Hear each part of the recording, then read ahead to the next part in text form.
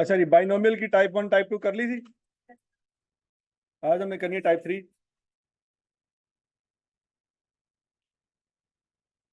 Type 3 में होगा ये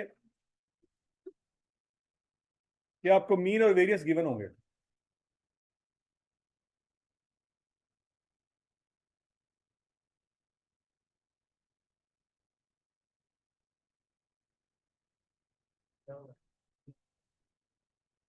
मार्क्स में पता लगेगा, टेंशन मार्क्स में क्लियर। तो नोट्स बना, मैं दुआ करता है। डेट्स होगी चोरी की तो फिर नहीं सीधी कुर्बानी। जब आपने पढ़ाया अच्छा अच्छा, वही तो मैं कहना, मैं पढ़ाया ना, हूँ तो अगो पढ़ाना है।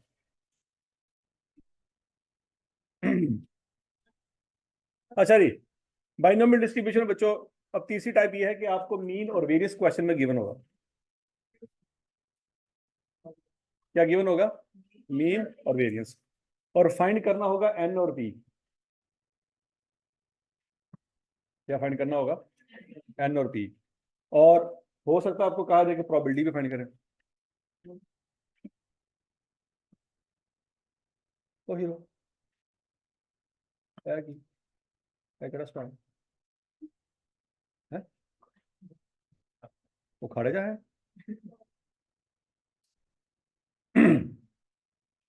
हाँ भाई, लिख लिया। अच्छा, आपको मैंने जब बाइनोमियल की प्रॉपर्टीज पढ़ाई थी तो मैंने आपको मीन और वेरियंस का फार्मूला पढ़ाया था। वो फार्मूला आपने याद रखना। मीन का फार्मूला क्या था? Summation f x divide by summation F, यही था। बोलता नहीं, तेरे तो नोट से लिखा भी है। हाँ? मीन का फार्मूला क्या है और वेरियंस का? N multiply p multiply by q. क्या यहां तक की बात सुन लगी? अब जरा देखें, अब सवाल नोट करें। वो कहता है मीन और वेरियंस बाइनोमियल डिस्ट्रीब्यूशन की है 1.5 एंड 1.05 रिस्पेक्टिवली। मीन क्या है?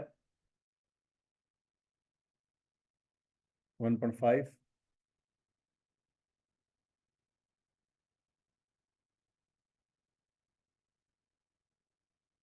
और वेरियंस 1.05।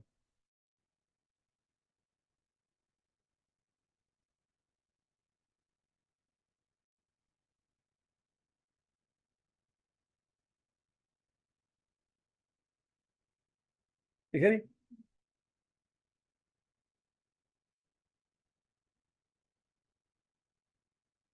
अच्छा, अब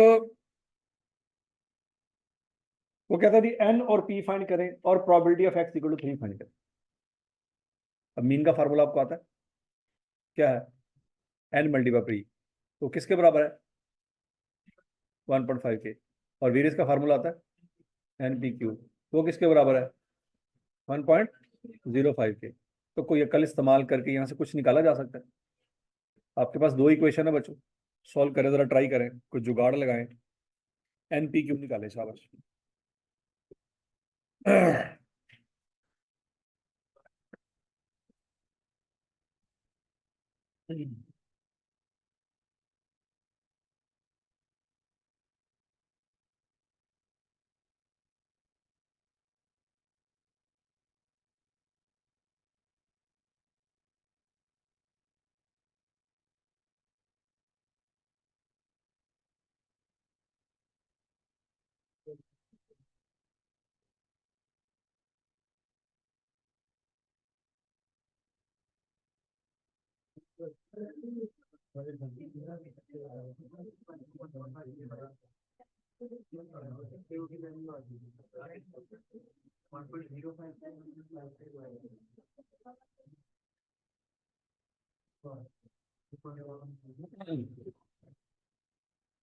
जी।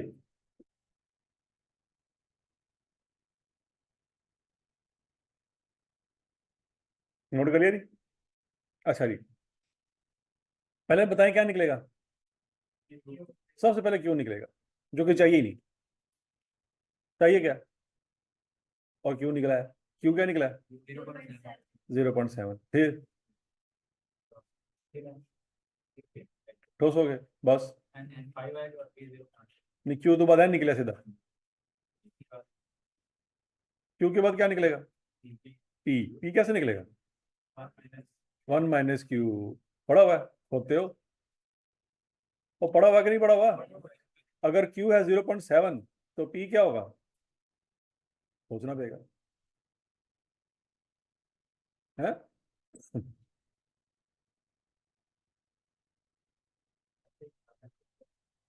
ऐसे ही हाँ मैंने तो बताया पी, वो तो पहले अनकट ऐसे। अच्छा मजाक सी।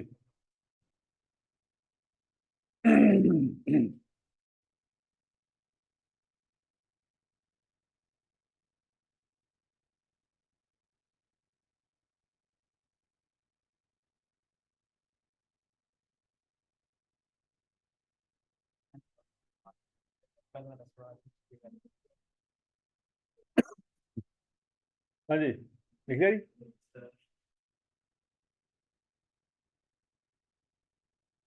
अब जरा देखिए बच्चों, ऐसे सॉल्व करना है।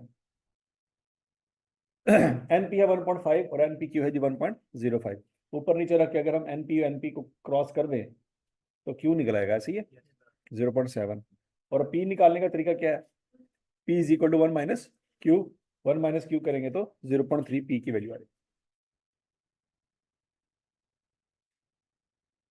अब एन निकाल, वो कैसे आया? पहली इक्वेशन है n cross p is equal to 1.5, वहां पे पी की वैल्यू पुट कर दें। पी निकाल लिया ना आपने, तो पी की वैल्यू वहां पे पुट कर दें तो एन की वैल्यू आ जाएगी। वो क्या आ जाएगी? 5। ये बाकी बच्चे किधर गए यहाँ से? सोए हुए हैं? उन्होंने पता तो नोट्स बना रहे हैं। मिल जाएंगे मिल जाएंगे हैं? नोट्स वाले भाई किधर है आप? ओ हीरो, पर आप ब्रांड बन जाएंगे मेरे नोट्स मतलब मैनू तेरे मैनू तेरी जरूरत सी। मार्केट इन्ने सारा तो मैं तेरा वेट कर रहा हूँ हैं? मार्केट में जब जाएंगे मेरे सपनों का स्टूडेंट कब आएगा? आप ब्रांड तू आना सी तो मैं ब्रांड बनना सी। चेक कर हैं, ये तो मेरे नसीब खुल गए हैं। चेक करो,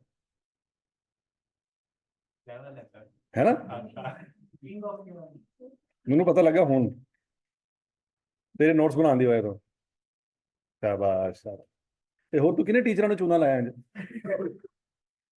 पहले आप हैं सर तो सब तो पहले तो माँ प्यो ने खुशखबरी दी होनी है कि मुबारक हो आपके घर में मैं हुआ हूँ है? अच्छा जी, एनपी क्यों निकला? एन क्या आया? 5 पी और क्यू। अच्छा जी, अब आपने प्रॉपर्टी निकालनी है, property of x equal to 3। निकलेगी? आपके पास एन भी है, पी भी है, क्यू भी है। आपको सिर्फ एक्स की वैल्यू चाहिए थी, उसने बता दी एक्स की वैल्यू क्या है? 3। तो प्रॉपर्टी निकालने से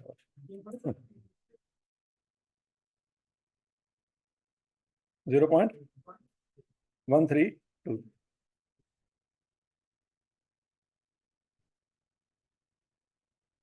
टाइप 3 सबको समझ आ गई है? बस बस खत्म।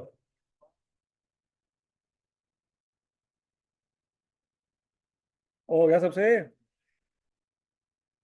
अब टाइप 4।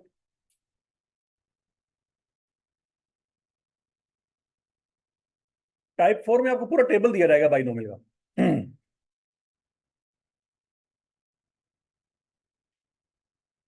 टाइप 4 में क्या होगा जी?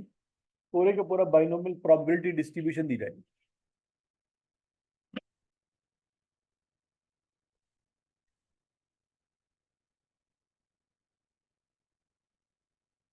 सही बात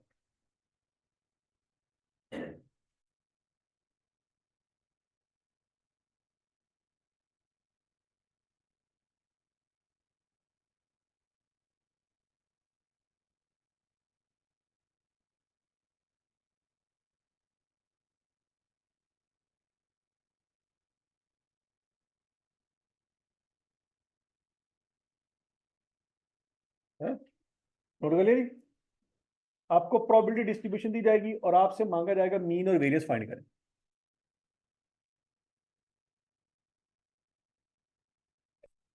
क्या पूछा जाएगा? मीन और वेरियंस फाइंड करें। अब बच्चों ये टेबल आपको याद होना चाहिए। याद है कुछ कुछ? 0 1 2 3 4 5 ये प्रोबेबिलिटियां, इन सब का टोटल 1 आया था।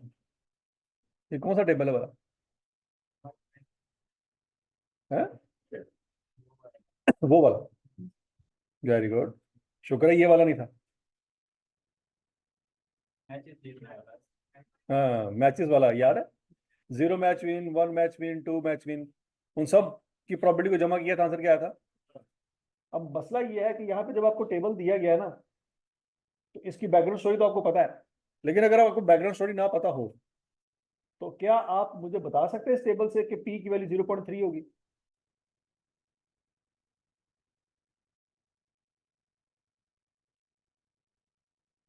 प्रोबेबिलिटी ऑफ विनिंग 30% थी ना, तो इन वैल्यू से पता लग सकता है प्रोबेबिलिटी विनिंग क्या थी? कैसे? नहीं उसके बगैर, डायरेक्ट टेबल को देख के। हाँ देखो ना, प्रोबेबिलिटी निकालने के लिए पी और क्यू की वैल्यू चाहिए। ये आपके पास प्रोबेबिलिटी निकली हुई है, इसको देख के आप पी और क्यू की वैल्यू गैस कर सकते हैं। अरे नहीं गैस कर सकते, तो ये कल आ रही है थोड़ी सी कि नहीं आ रही? हम यहां से पी और क्यू की वैल्यू फाइंड नहीं कर सकते, लेकिन एन की वैल्यू फाइंड कर सकते हैं। एन कितनी है? एन की वैल्यू, आवाज नहीं आई। जो सबसे बड़ी वैल्यू है वही एन की वैल्यू। नंबर ऑफ मैचेस कितने हो सकते हैं? अगर नंबर ऑफ मैचेस 8 होते तो यहाँ पे क्या लिखा होता? 8 लिखा। वो बात समझ आ रही कि नहीं? तो एन आपको पता चल गया, एन क्या है? 5, लेकिन पी और क्यू आपको पता नहीं चला। यहाँ तक की बात समझ लगी? अच्छा। अब वो कह रहा है जी मीन और वेरियंस फाइंड करें, लेकिन मसला ये है कि मीन फाइंड करने के लिए आपको क्या चाहिए? एन क्रॉस पी, एन तो पता चल जाएगा लेकिन पी पता, और वेरियंस फाइंड करने के लिए आपको क्या चाहिए? N p q. ना पी पता है ना, पॉइंट समझ आ रहा है? लेकिन बच्चों अगर आप थोड़ा सा सोचें तो ये वाला जो कॉलम है, ये मैंने आपको बताया था कि ये रिलेटिव फ्रिक्वेंसी। याद करो याद करो, ठीक है? Relative frequency. ग्रुप डाटा का फार्मूला याद करो। ग्रुप डाटा का फार्मूला क्या था? वहां से भी तो मीन निकल सकता है, फिर नहीं निकल सकता। तो हम बच्चों ग्रुप डाटा वाले इस फार्मूले से मीन निकालने की कोशिश करते हैं। जरा देखते हैं, अज्यूम करें कि ये जो रिलेटिव फ्रिक्वेंसी है ये फ्रिक्वेंसी है, और पहला कॉलम जो है वो एक्स का है, तो उसको मल्टीप्लाई करेंगे तो क्या आ जाएगा? F x. सोचो सोचो सोचो सोचो, निकाले जरा एफ एक्स की वैल्यू निकाले। एक्स को किससे मल्टीप्लाई करना है बच्चों? करें जरा।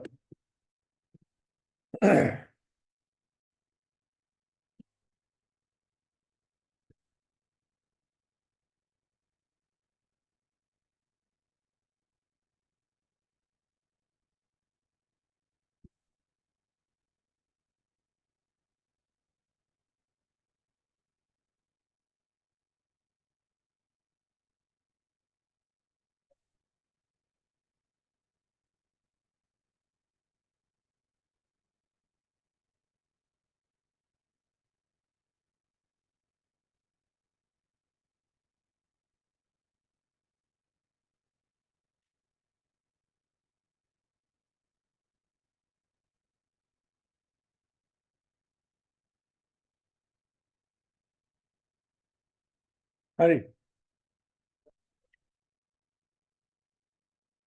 1 पॉइंट, यानी मल्टीप्लाई करके जमा किया तो सुमेशन एफ एक्स आया 1.5। उसको सुमेशन एफ से डिवाइड भी तो करना होता है ना, लेकिन सुमेशन एफ का मसला क्या है? सुमेशन एफ क्या है? 1। तो उसको 1 पे डिवाइड करेंगे तो आंसर वही आना जो लिखा हुआ ऑलरेडी। नहीं समझ रहे? तो बच्चों ये क्या चीज निकल आई है? क्या यही मीन निकलना चाहिए था? कैसे पता लगा? आपको कैसे पता है कि आंसर सही है?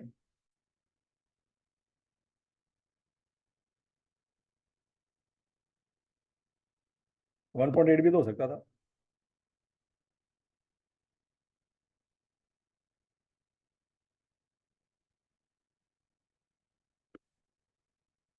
अब बोलो तो सही।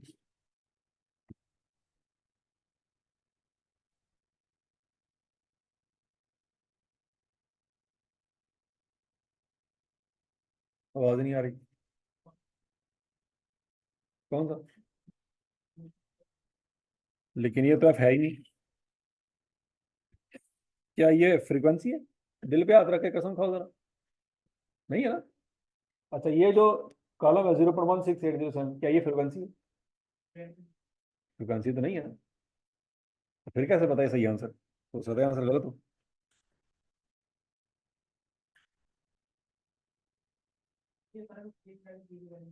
कैसे? हम्म, कौन सी क्वेश्चन आ गया?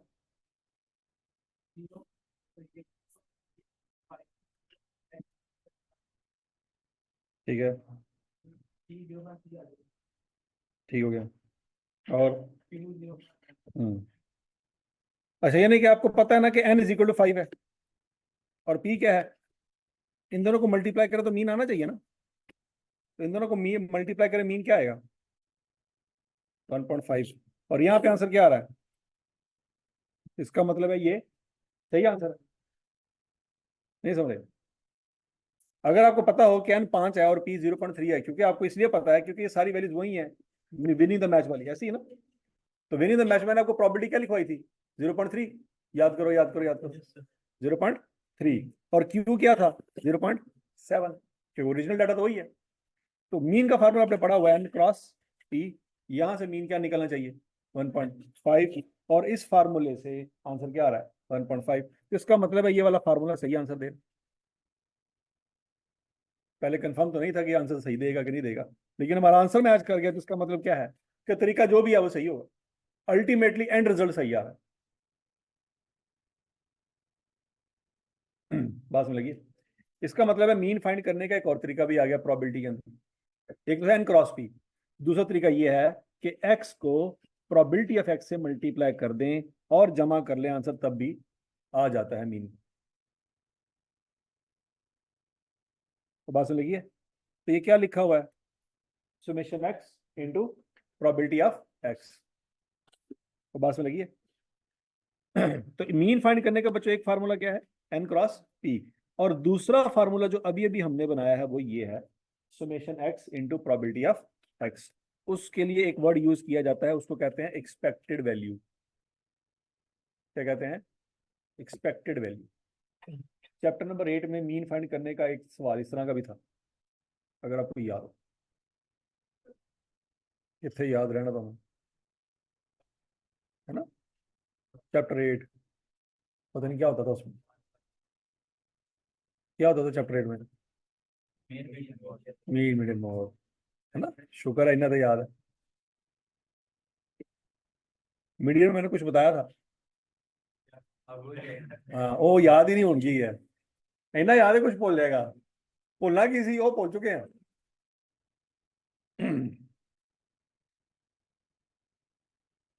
ये जो मार्च चढ़िया कोई नहीं है, फरवरी जी बेड़ा गर्क हुआ है। हाँ जी। मीन फाइंड करने का दूसरा फार्मूला सबको समझ आ गया बच्चों? Summation x into probability of x. अब अगला काम ये है, उसने मीन तो कह दिया, फाइंड करें हमने कर भी दिया। अब अगली बात उसने कही है कि वेरियंस भी फाइंड करें। क्या फाइंड करें? वेरियंस। अगर हमें एन पी क्यू पता होता तो वेरियंस क्या निकलती? 1.05 निकल आती। मसला ये है कि इस डाटा में हमारे पास एन तो है, पी और क्यू बाय हमें ज़ाहिरी तौर पे नजर नहीं आ रहा। तो अब हमें वेरियंस फाइंड करने के लिए वही चैप्टर नंबर 8 का सहारा लेना पड़ेगा। क्या ये फार्मूला याद है आपको? Summation f x square over summation f minus summation f x over summation f whole square. और आपको याद है कि ये क्या बला है? ये मीन, मतलब सादल अल्फाज में मीन का स्क्वायर। अब सुमेशन एफ एक्स स्क्वायर में स्क्वायर किसका लेते हैं? एक्स का लेते हैं या एफ एक्स का? एक्स का स्क्वायर लेते हैं। और इस टेबल में बच्चों हम ये करेंगे कि पहले कॉलम का लेंगे स्केयर और उसको प्रोबेबिलिटी से मल्टीप्लाई कर देंगे। ये कॉलम बनाए जरा शाबाश।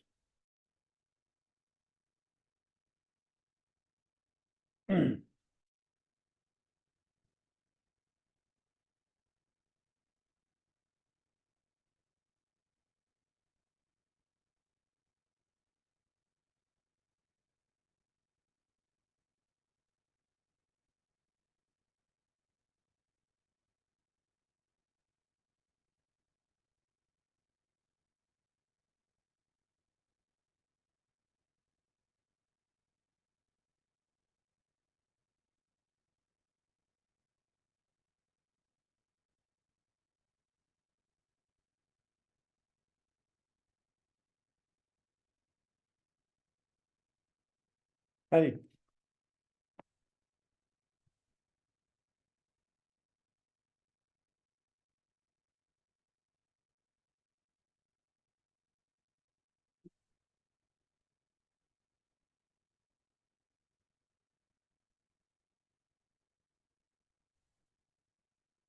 क्या आंसर आया जी? है 3.3। इसको सुमेशन एफ से डिवाइड करें तो आंसर क्या आएगा? 3.3 आएगा। क्यों? क्योंकि सुमेशन एफ 1 है। ठीक हो गया। तो बच्चों क्या मैं summation f x square over summation F की जगह पे लिख सकता हूँ 3.3? सोचो सोचो सोचो सोचो। अब माइनस उसमें क्या करना है? मीन का स्क्वायर। और मीन आपने फाइंड किया हुआ है। क्या फाइंड किया हुआ है? 1.5।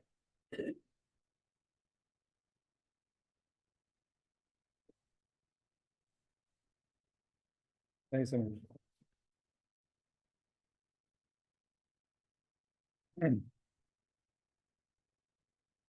बोलो बोलो बोलो शाबाश। तो वेनिस क्या आ जाएगी बच्चों? 1.05। और अगर आप इन तीनों वेनिस के यूज करते तो वेनिस यही आती ना, 1.05। ओरिजिनल डाटा तो हमारे पास यही था ना। N5 है, P 0.3 है और Q 0.7 है। लेकिन अगर हमें P और Q जाहिर तौर पर पता ना हो, ये टेबल दिया जाए, तो हम तब भी क्या निकाल सकते हैं? मीन और वेरियंस निकाल सकते हैं। और मीन और वेरियंस दिया हो तो N और P दोबारा निकाल सकते हैं। अभी भी बड़ा ना। सोचो सोचो सोचो सोचो सोचो। ठीक हो गया? अच्छा, अब बच्चों जरा गौर से देखें।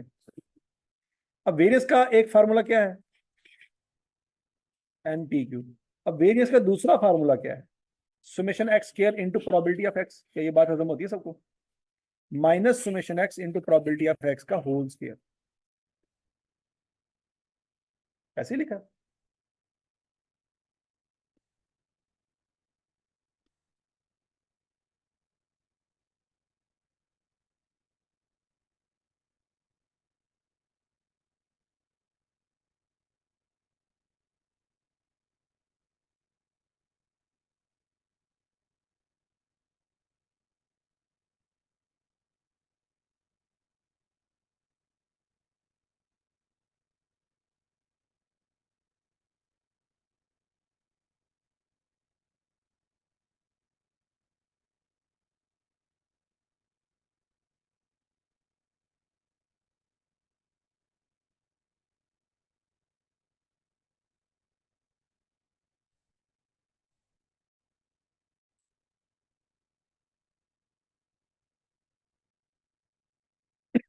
हाँ जी, लिखा जी।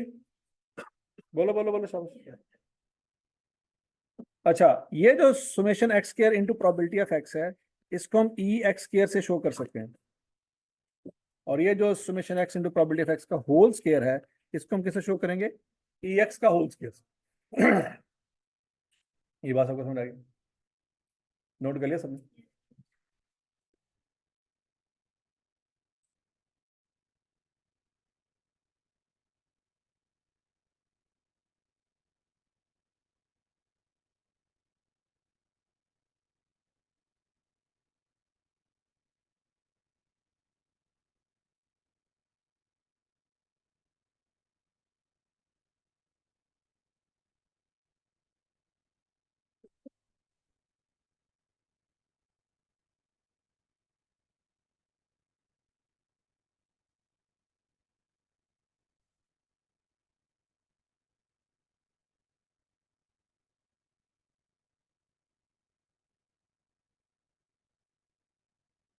अच्छा जी,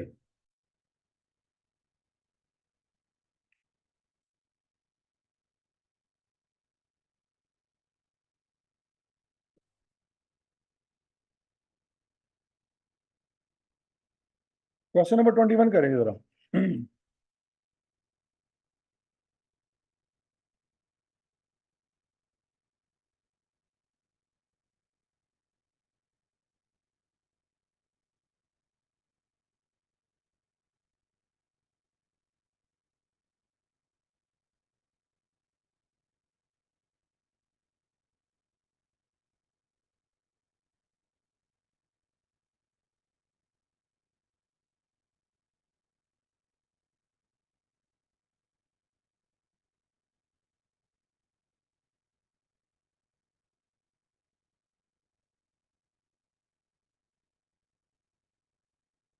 हाँ जी,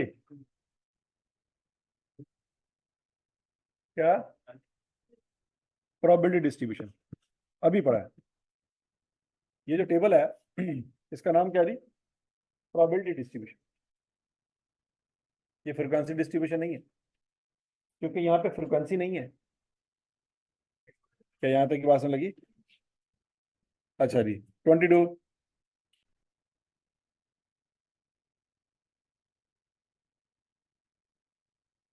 ये छोड़ दें, ये नहीं आपने फिलहाल पढ़ा। 23।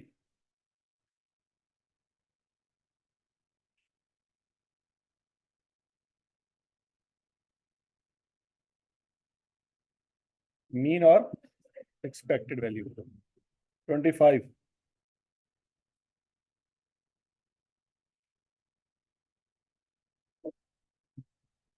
समझ आ गई नहीं? तो ये बात उसी को पता है जिसने ये वाला लेक्चर पढ़ा।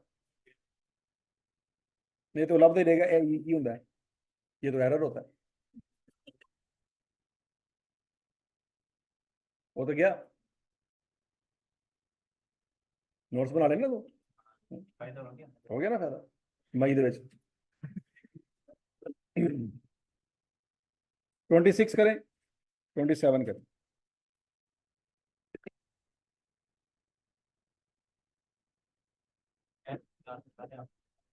क्या?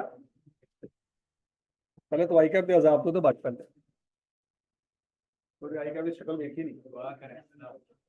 हाँ, दुआ करें।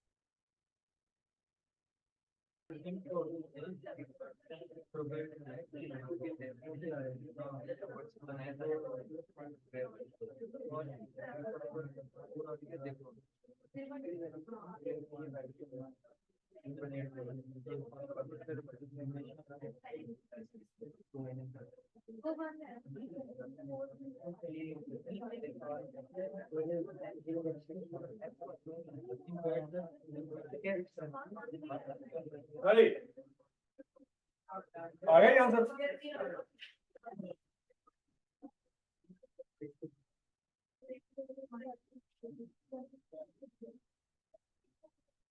हाँ भाई, क्या आंसर है? 0.61। और इसका और समझ आ गया? यहाँ पे कोई आपके पास पी नहीं है, कोई आपके पास क्यू नहीं है। या आप वो एन पी क्यू के फार्मूले से नहीं कर सकते। और समझ आ गई सबको?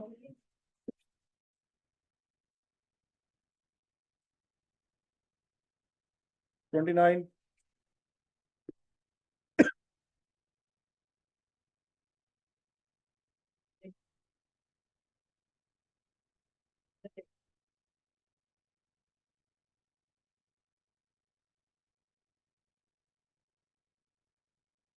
हाँ जी, बाइनोमियल। और सबको समझ आता है? 30।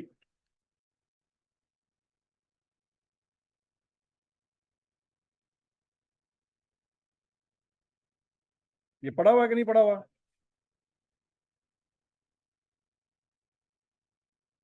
31,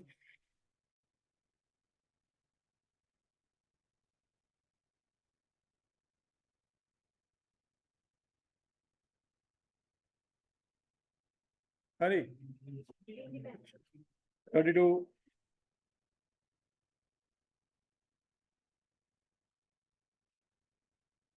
not independent.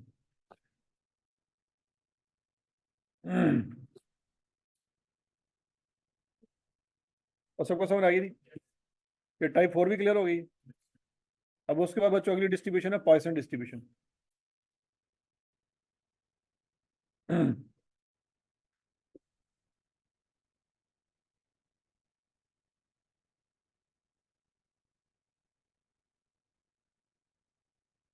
पॉइसन डिस्ट्रीब्यूशन में आपको एन और पी गिवन होगा और आपने प्रोबेबिलिटी फाइंड करनी होगी। एन और पी गिवन होगा और आपने क्या फाइंड करना होगा? प्रोबेबिलिटी।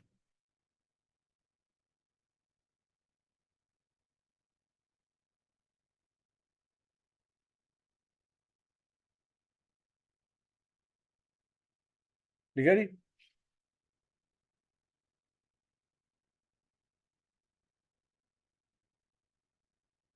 सवाल लिखें।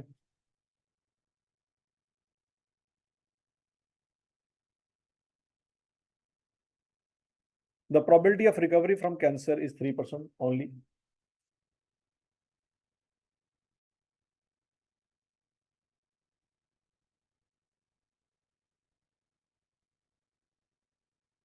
If 30 patients are admitted in Shaukat Khanum Hospital,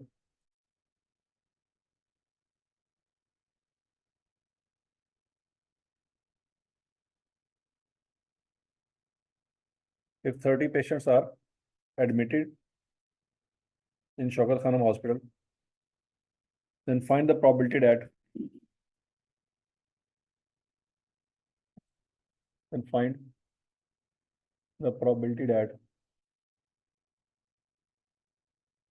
only one patient will recover.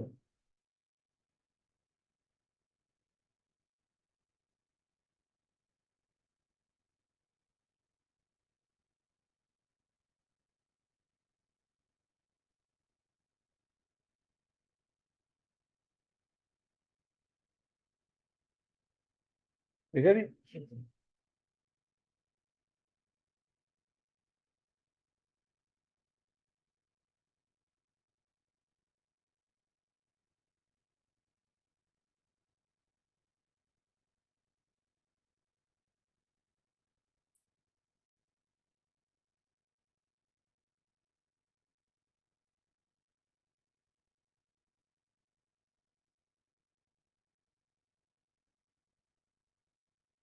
Poisson distribution का फार्मूला नोट कर लें बच्चों।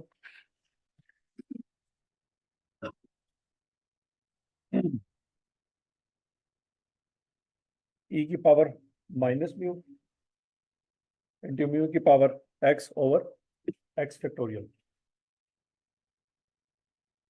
क्या मैं म्यू कह दूं? म्यू की चुप्पा करन दे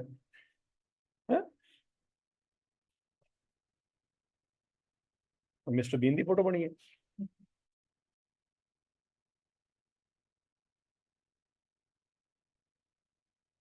हैं? कब खत्म हो? तीनों की लगे तो नोट्स बना रहा है।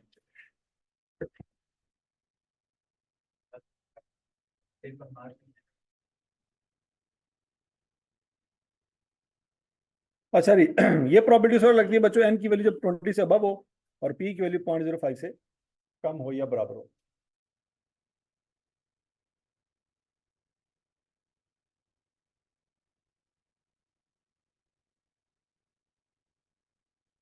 ठीक हो गया। और बाइनोमियल पढ़ी थी आपने, याद है? बाइनोमियल उस वक्त लगती है जब एन की वैल्यू क्या हो, 20 से कम हो और पी की वैल्यू 0.05 से अबव हो।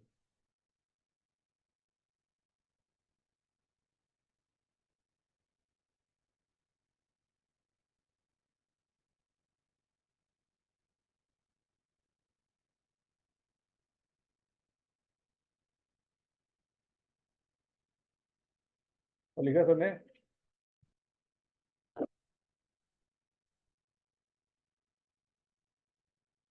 अच्छा जी, पॉइसन की प्रॉपर्टीज देखते हैं बच्चों। Poisson is a probability distribution of discrete variable. Binomial क्या थी? डिस्क्रीट। और ये भी क्या है? तो दोनों में वेरिएबल सेम होगा। बाइनोमियल में मैचेस थे, मैचेस कौन सा वेरिएबल है? पॉइसन में पेशेंट है, पेशेंट कौन सा वेरिएबल है? क्या पेशेंट किसी भी वैल्यू पे एग्जिस्ट कर सकते हैं? 12.3 पेशेंट हो सकते हैं। समझ लगी? तो बाइनोमियल और पॉइसन दोनों सेम वेरिएबल पे अप्लाई होती है। तो यहां तक की बात समझ लगी? अगला point, Poisson is a probability distribution of rare events. कौन से इवेंट्स? रेयर इवेंट्स कौन से होते हैं?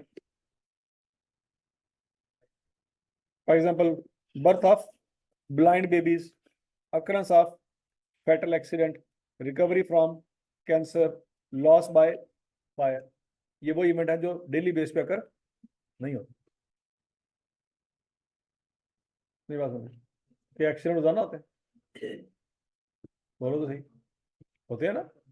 होने रहे हैं। कल तेरा गिट्टा टूटेगा, पक्की गल है। क्योंकि नॉर्मल रूटीन है, गिट्टा टूट रहा तो मसला ही कोई नहीं। कितने साल का हो गया?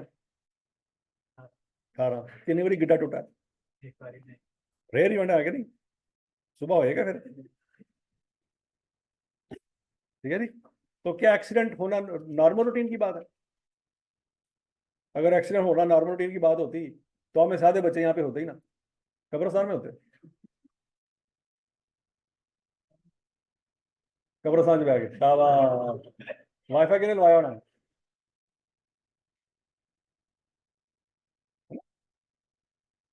एक कब्र का अजाब, वो तो क्यों का अजाब है।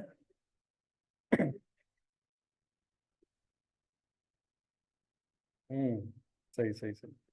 ये पढ़ते पे ऐसी फरिश्तियां नु जरा अलजबरे च फसावांगे हैं। सही है सही है। Point number 3, Poisson distribution has only one parameter. Binomial में कितने होते हैं? दो। पॉइसन में कितने होते हैं? एक ही पैरामीटर होता है और वो होता है म्यू। क्या होता है? म्यू। मीन, वेरिएंस और standard deviation of Poisson distribution are given as. Mean का फार्मूला वही है जो बाइनोमियल में था। क्या? N cross p. लेकिन वेरियंस का फार्मूला भी वही है जो मीन वाला है, एन क्रॉस पी। और स्टैंडर्ड डेविएशन का फार्मूला क्या होगा? मतलब इस डिस्ट्रीब्यूशन में क्यू नाम की कोई चीज नहीं।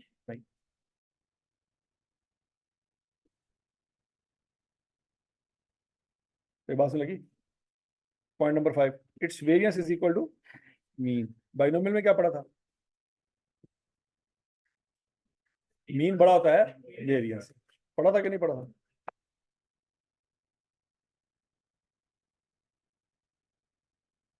ठीक है जी। कंडीशंस क्या क्या है जी? Event must occur randomly. क्या अगर बेड नंबर 1 पे पड़ा पेशेंट आज मर गया है तो कल बेड नंबर 2 की बारी है? सोचो। मतलब वो कैंसर का पेशेंट था और हार्ट अटैक से मर गया, क्या मर गया और मेरी बारी है? कैसे होगा? सीक्वेंस वाइज, पहला फिर दूसरा फिर तीसरा फिर चौथा। हाँ, जो पहले आया है वो पहले जाएगा। हाँ, वो बात समझ आ गई है? Point number 2, event must be independent of each other.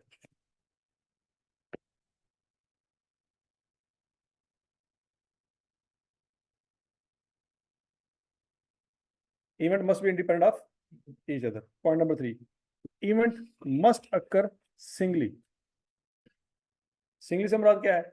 एक वक्त में एक ही पेशेंट जाएगा at one point in time और space. Event must happen on average और एट ए कांस्टेंट रेट। मतलब उनका जो रेट ऑफ अकरेंस होगा वो क्या होगा? सेम। नहीं बात है समझ? मतलब एक एयरपोर्ट है, उस पर जहाज एक ही वक्त में एक ही रनवे पे दो जहाज इकट्ठे उतर सकते हैं? नहीं उतर सकते ना। अब बोलो तो सही। ठीक हो गया ना? तो पॉइंट ये है। लेकिन अगर आप पूरे दिन की प्रोबेबिलिटी निकालें, पूरे दिन की एवरेज निकालें, तो आप कह सकते हैं कि हर 15 मिनट में एक प्लेन लैंड होता है। एवरेज आप निकाल सकते हैं। पॉइंट समझ आ गया? अच्छा जी, Poisson is applied when n is greater than 20 and p is less than equal to 0.05.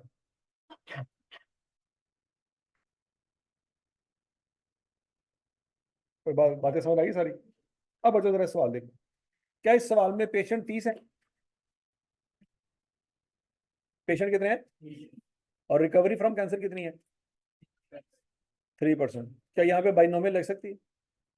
हालांकि है तो डिस्क्रीट वेरिएबल, और एक पेशेंट रिकवर हो या ना हो उसका दूसरे पेशेंट से कोई लेना देना है, तो प्रोबेबिलिटी भी कांस्टेंट है।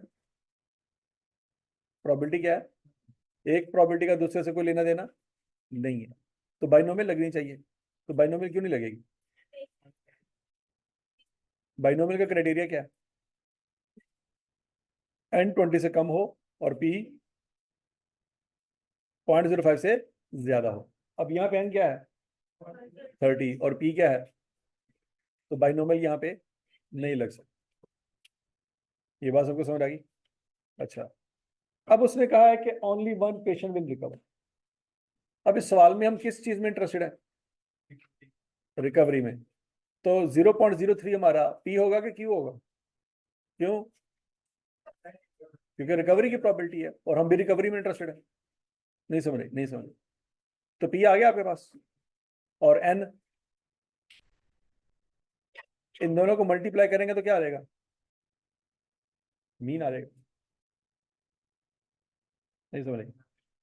n और p को मल्टीप्लाई करेंगे तो क्या आ जाएगा? मीन। अब देखो, बाइनोमियल के फार्मूले में p और q था, लेकिन पॉइसन के फार्मूले में कोई p q n नहीं है। नहीं समझ रही? पॉइसन के फार्मूले में आपको क्या चाहिए? n चाहिए, नजर आ रहा कहीं पे n? p चाहिए? कहीं पे p नहीं है, कहीं पे n नहीं है। क्या चाहिए? आवाज नहीं आई। मीन चाहिए। तो मीन कैसे निकलेगा? n को p से मल्टीप्लाई करेंगे तो मीन निकलेगा। और दूसरी चीज आपको क्या चाहिए? x। x से क्या मुराद होता है? तो x की वैल्यू क्या है पहले सवाल में? 1। कैसे पता लगा? 1 पेशेंट विल रिकवर। तो बच्चों फार्मूला लगा के आंसर निकाल सकते हैं? मुझे बताएं जरा, म्यू की वैल्यू क्या आती है? 0.9। ये 0.9 कैसे आया, बात समझ आइए? 0.03 को क्या करेंगे?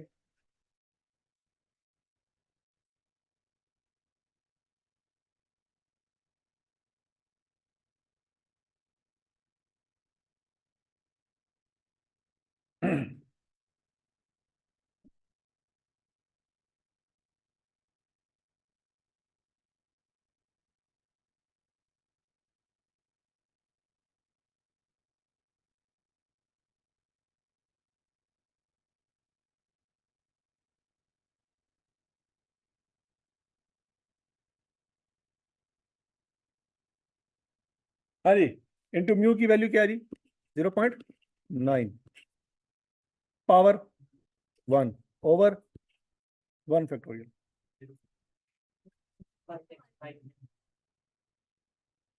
0.3659।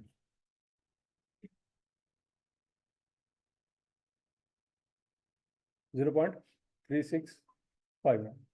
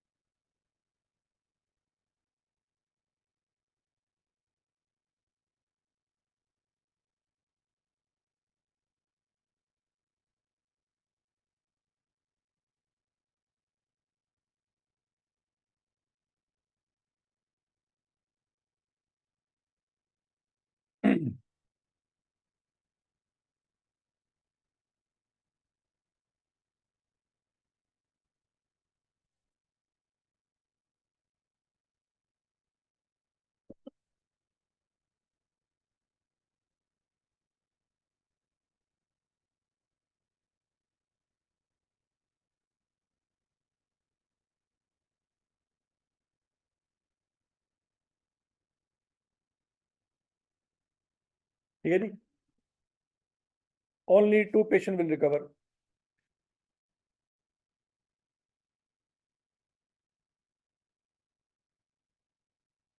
Only 3 patients will recover. शाबाश शाबाश शाबाश, सारे आंसर निकाल देंगे।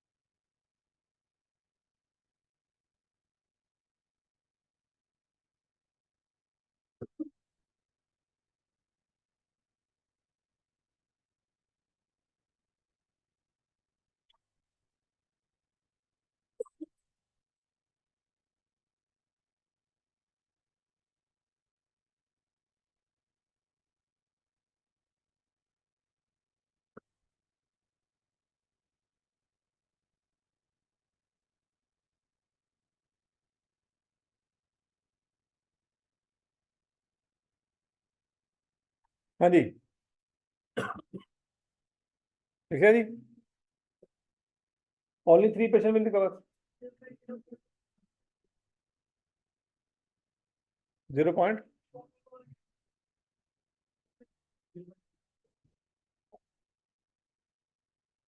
No patient will recover. अच्छा, at least 1 patient will recover. 0.59. At most 1 patient will recover.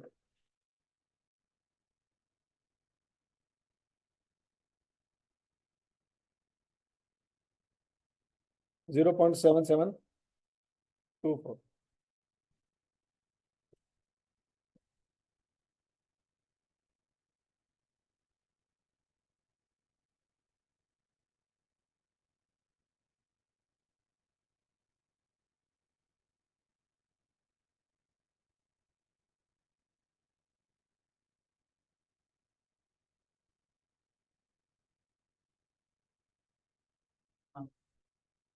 ठीक है जी। उसके बाद जी more than 1 patient will recover. More than 1 patient will recover, ये कैसे निकाल?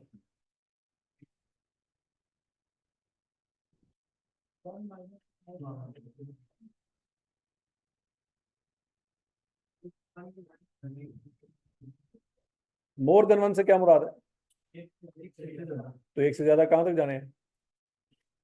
30 तक। क्या मतलब है, कौन कौन सी प्रॉपर्टी निकालनी?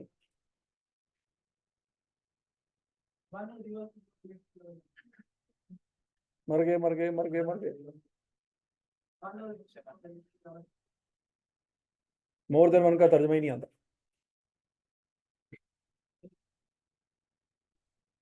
क्या करेंगे? सोचो सोचो सोचो।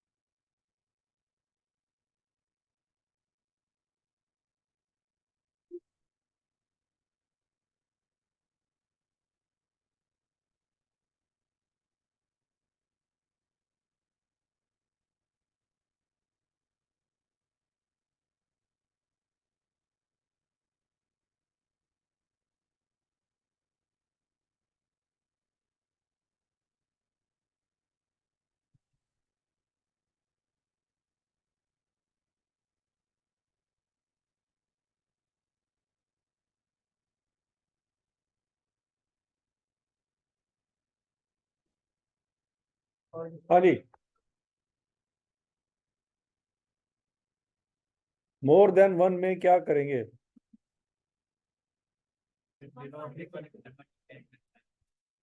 1 माइनस 0 और 1 की प्रॉपर्टी निकाल के 1 में से माइनस कर दे। सोच लो 0.227 और उसके बाद है लेस देन 1। लेस देन 1 से क्या मुराद है? 0 पेशेंट की प्रॉब्लम, तो 0.4065।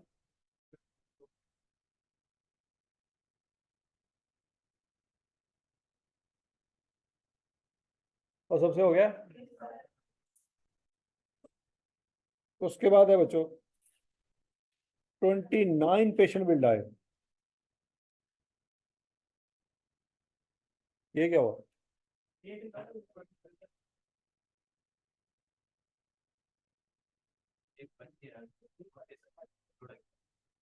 हाँ, तो लुढ़कने की प्रॉपर्टी।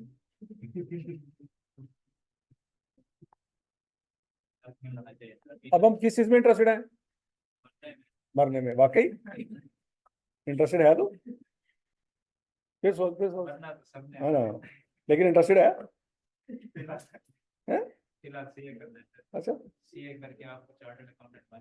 फिर फरिश्ते नहीं, कबर से फरिश्ते तो 4 पाउंड के उन्होंने आया, मेरे को आएगा भी डिग्री है। अच्छा अच्छा अच्छा अच्छा। फरिश्ते करके जा शादी करके अच्छा हैं?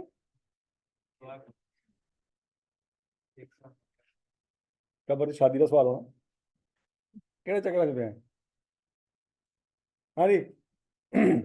29 पेशेंट विल डाई। कैसे करेंगे इस बार? अब हम डाई की प्रॉबिलिटी में टेस्ट करें तो डाई की प्रॉबिलिटी क्या है? 0.97। सोच लो शाबाश। नहीं, और एन क्या है? 30। नहीं बात समझ। और रिकवरी की प्रॉबिलिटी क्या है? तो रिकवरी ना हो। अब मरने की प्रॉबिलिटी है कि 97%, और पेशेंट कितने हैं? 30। क्या लगता है पॉइसन लगेगी? पॉइसन तो नहीं लग सकती। क्यों नहीं लग सकती? बताएं जरा, इसमें पॉइसन क्यों नहीं लग सकती?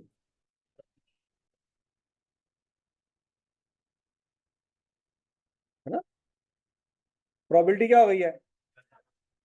97% हो गई। पॉइसन तो नहीं लग सकती, तो बाइनोमियल लगा दें। बाइनोमियल, बाइनोमियल भी नहीं लग सकती। क्यों नहीं लग सकती? क्योंकि नंबर ऑफ पेशेंट 30 पॉइसन नहीं लग सकती, और बाइनोमियल भी। अब क्या लगाना है फिर? अब आपने लगानी है अकल, जो कि है ही नहीं। अगर आप अकल इस्तेमाल करेंगे तो यही सवाल बाइनोमियल से, सॉरी, पॉइसन से हो सकता है। अकल का होना बड़ा जरूरी है, अकल शर्त है। अब बच्चों जरा गौर से देखो, अगर हम एक सेट बनाएं रिकवरी का,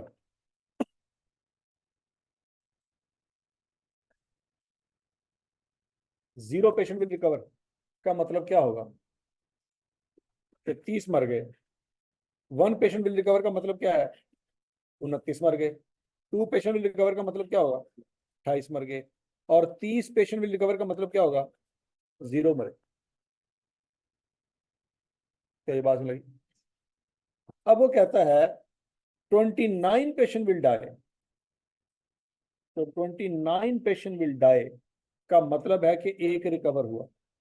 तो जो एक के रिकवर होने की प्रोबेबिलिटी है वो 29 के मरने की प्रोबेबिलिटी है। सोचो सोचो सोचो सोचो। तो जब आप एक के रिकवर होने की प्रोबेबिलिटी निकाल रहे होंगे तो प्रोबेबिलिटी भी कम होगी 5% से, और नंबर ऑफ पेशेंट भी 30 होंगे, तो पॉइसन लग जाएगी कि नहीं लग जाएगी?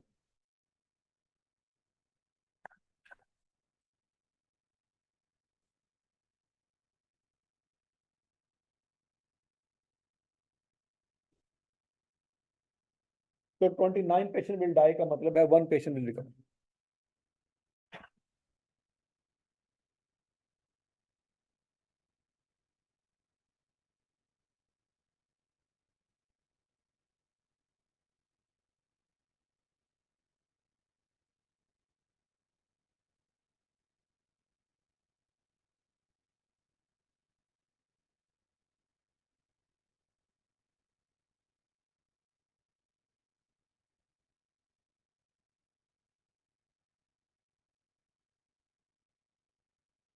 ठीक है जी, all patient will die, 0 patient will recover.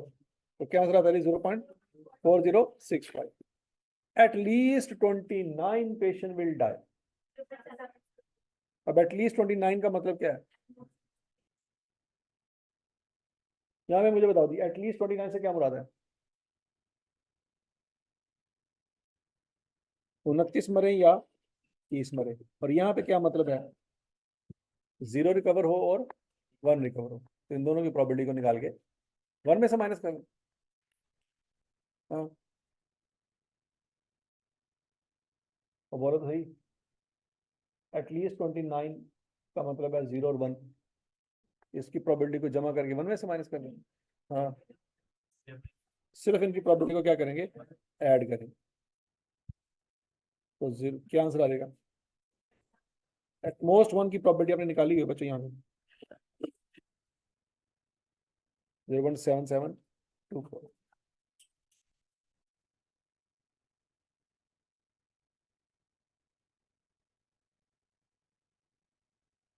अब वो कहता है एटमोस्ट 29 पेशेंट विल डाई, इसका मतलब क्या होगा? एटमोस्ट 29 का मतलब है कि 29 से लेके 0 तक सारे, ऐसी है। एटमोस्ट 29 का मतलब यही है ना, 29 से लेके 0 तक। और रिकवरी की लैंग्वेज में क्या मतलब होगा? 1 से लेके 30 तक। अब 1 से लेके 30 तक की कैलकुलेशन तो आप नहीं कर सकते, आप क्या करेंगे? 0 की प्रोबेबिलिटी आपको नहीं चाहिए, ये चाहिए, तो 0 की प्रोबेबिलिटी निकाल के क्या करें? 1 में से माइनस कर, तो उसका मतलब होगा at most 29 patient will recover, means at least 1 will recover. At most 29 patient will die का मतलब क्या है? एट लीस्ट 1 विल रिकवर, और एट लीस्ट 1 कैसे निकालते हैं? 1 माइनस 0 की प्रोबेबिलिटी।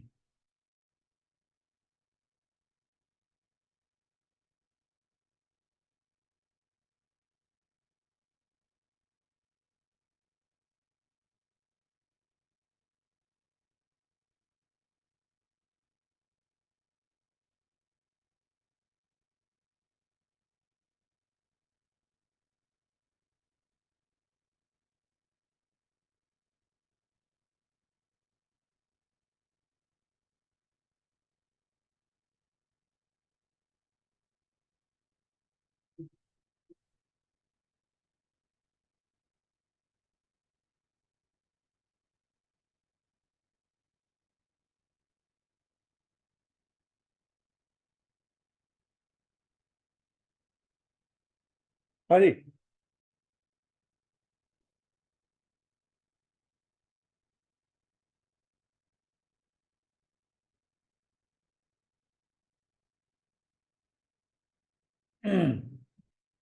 तो समझ आ गया सबको?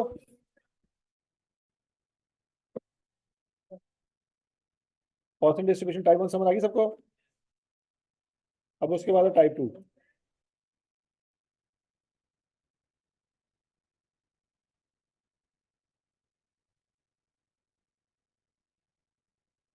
पॉइसन डिस्ट्रीब्यूशन टाइप 2, ये आसान है, इसमें कोई एन और पी का चक्कर नहीं होगा।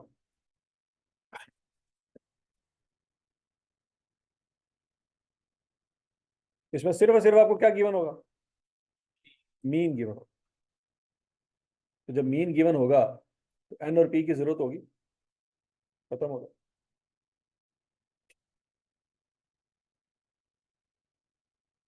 और आपने फाइंड क्या करना है? Probability.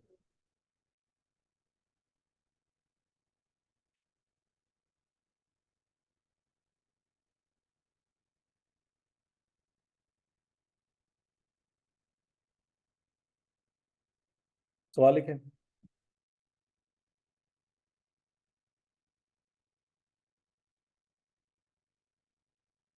On average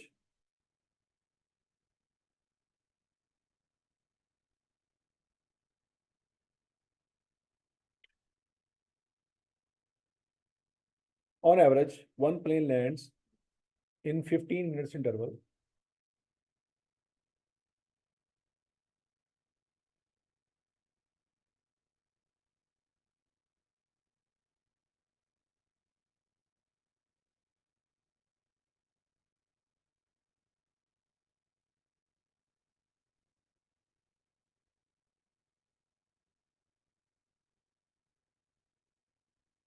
On average, one plane lands in 15 minutes interval.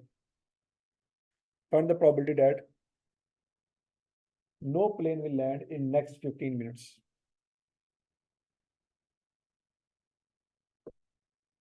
Find the probability that no plane will land in next 15 minutes. अब मुझे बताएं सवाल में एवरेज की वैल्यू क्या है? 15। वन कैसे है?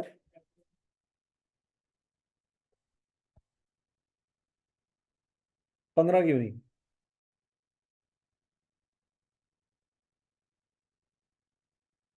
समझ नहीं आई। ये 15 क्यों नहीं एवरेज?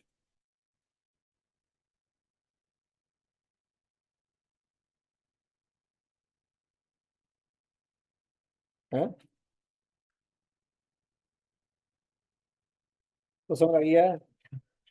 एवरेज 1 है कि 15 है? कैसे पता लगा? एवरेज इतना लगी है 2 फिटे यार, तो जे इतने लगी होंगी तो 15 होगा।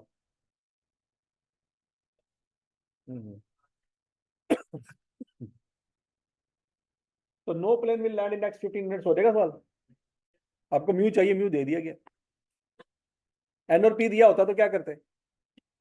म्यू निकालते, म्यू दिया हुआ तो फार्मूला का आंसर निकालें साहब।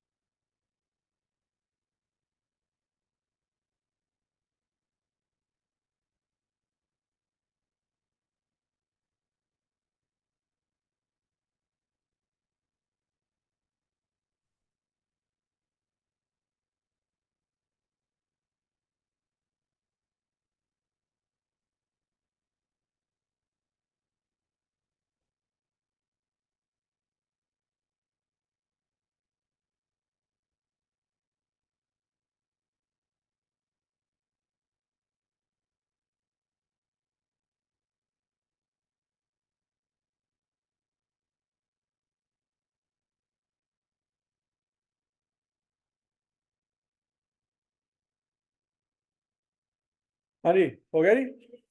क्या आंसर आया? 0.36। अच्छा जी, उसके बाद जी one plane will land in next 15 minutes.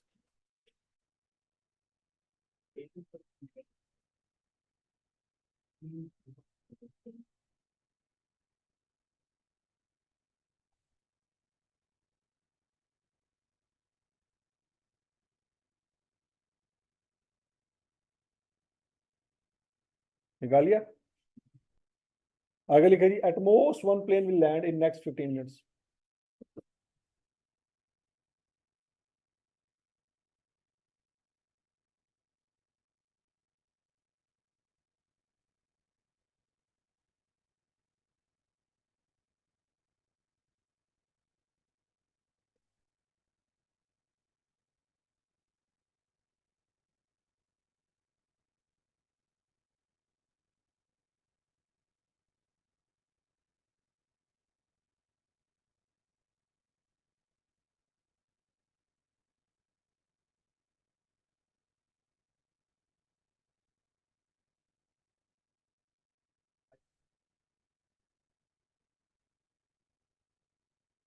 हाँ जी।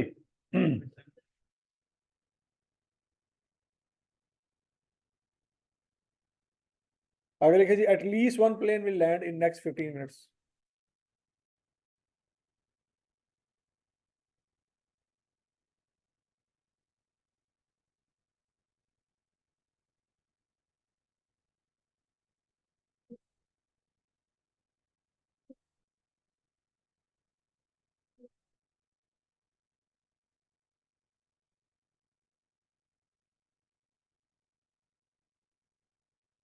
हाँ जी,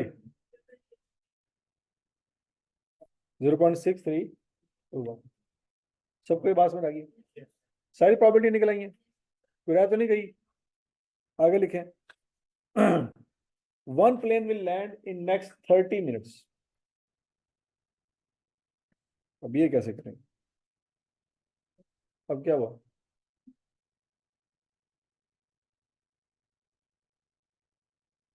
ਹੁਣ इन्हीं दी गल आई कब थोड़ा बहुत रद्दो बदल करेगा तुसी ते गए। हमारी बारी। हाँ ਤੁਹਾਡੀ ਵਾਰੀ ਚ ਨਹੀਂ करेगा।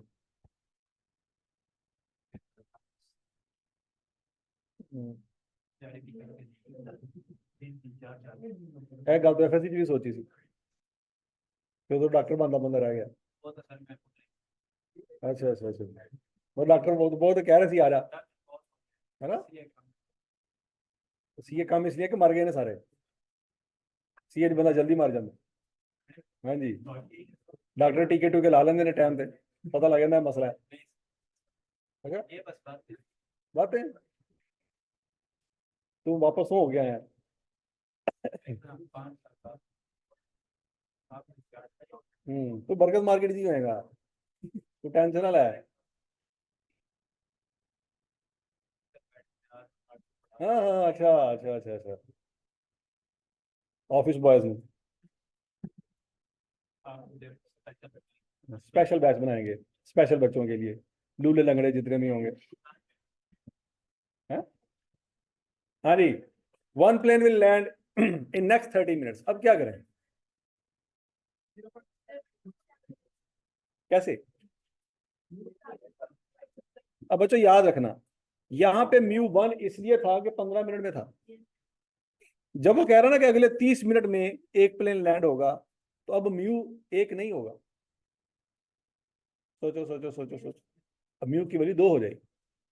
अकल आई?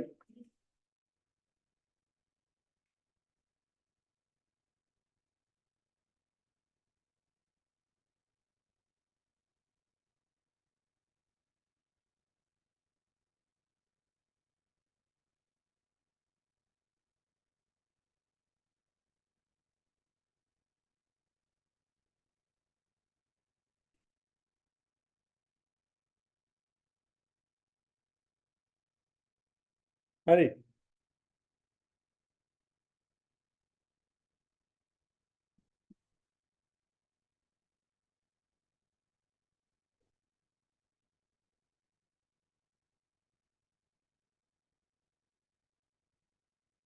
हो गया जी।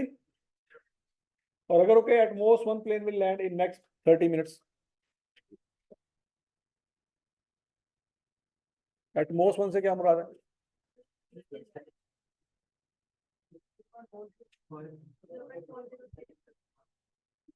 0.4059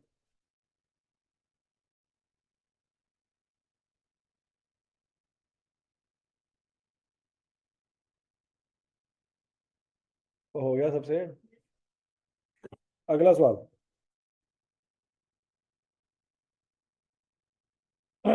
one plane will land in next 10 minutes.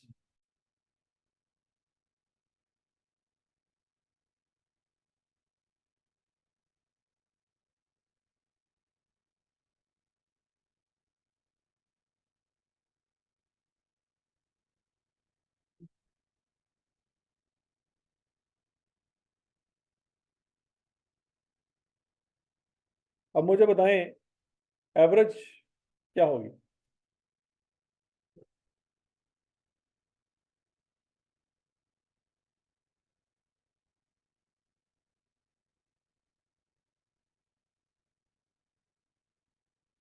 यानी कि प्रॉपर्टी के कितने टेस्ट हुए हैं? सर दो कौन कौन से? सर एक ये वो चैप्टर 11 पे सिर्फ चैप्टर 11 पे होगा और कल किस चीज का टेस्ट है? सर कल तो चैप्टर 8 का डिसाइड किया था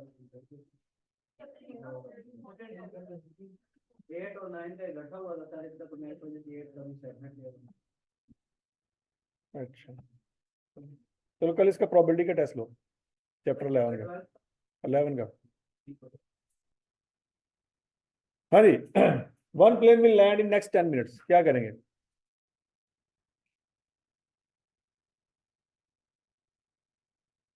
अब म्यू क्या हो जाएगा बच्चों? 0.667 क्या ये बात समझ आती है? 15 मिनट में एक प्लेन होगा तो 10 मिनट में 0.667 प्लेन। क्या ये बात सबको समझ आती है?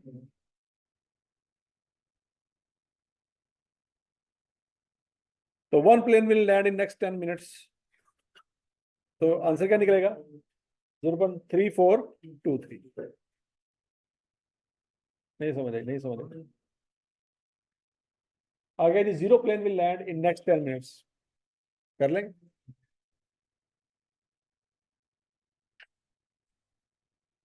Zero plane will land in next 10 minutes.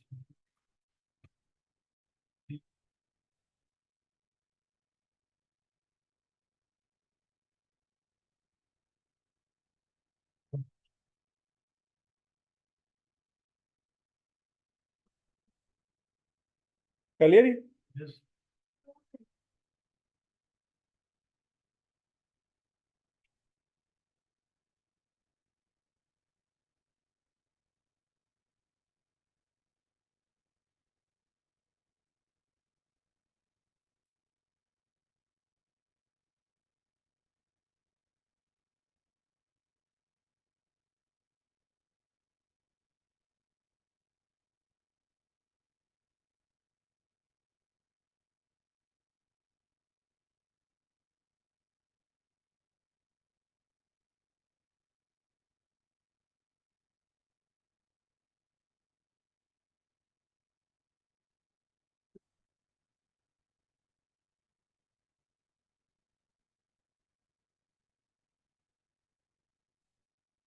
बोलो तो सही।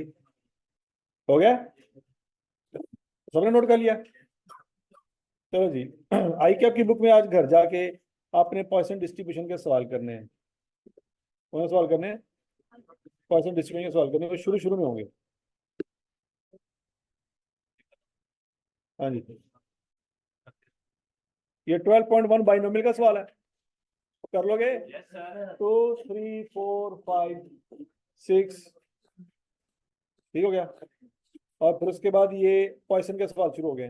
11 12 13 14 15 16 17 18, कर लोगे? ये कंप्लीट करना है आपने, शाबाश।